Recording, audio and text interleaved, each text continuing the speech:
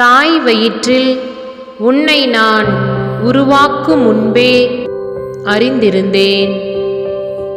இறைவாக்கினர் எரேமியா புத்தகம் 1வது அதிகாரம் 5வது இறைத்திருவசனம். தாய் வயிற்றில் உன்னை நான் உருவாக்கும் முன்பே அறிந்திருந்தேன். இறைவாக்கினர் எரேமியா புத்தகம் 1வது அதிகாரம் 5வது இறைத்திருவசனம்.